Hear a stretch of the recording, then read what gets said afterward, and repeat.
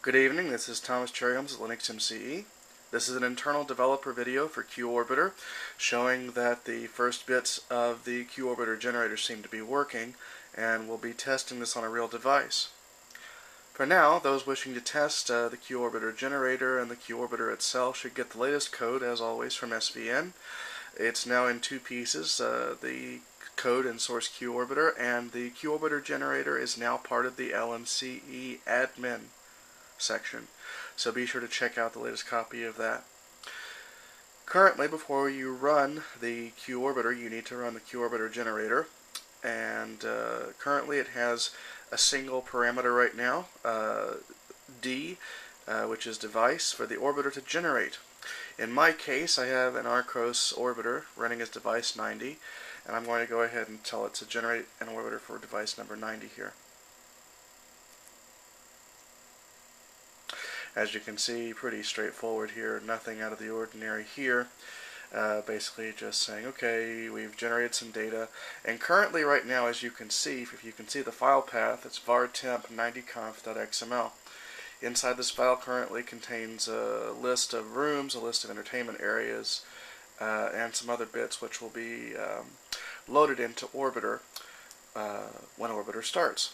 So, with that in mind, I am now going to go ahead and switch over to my terminal window here for my SSH session that's running over here on my Archos 9 tablet.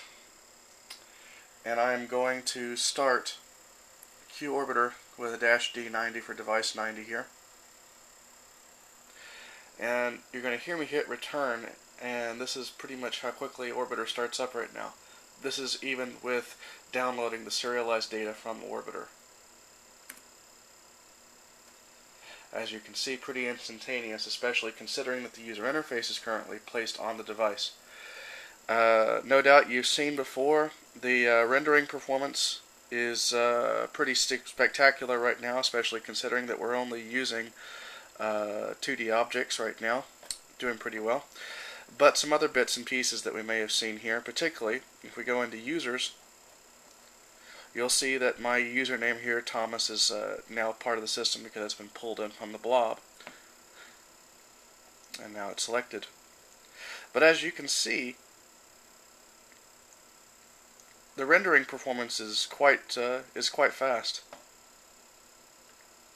And of course, we're going to go ahead and change the room here.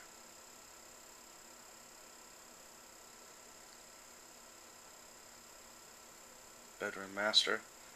There's currently nothing there to show at the moment, but as we can see, it's actually working just fine. And just as a kind of sidestep to the earlier video here, I'll go ahead and just click videos here real quick. As you can see, left roughly about a quarter of a second from the time that I hit videos to the time it finishes loading, roughly about 670 some odd videos here in the view. As you can see, the rendering performance is quite spectacular, and if you can flick it fast enough. Okay, until next time, fellas, we'll see you guys later.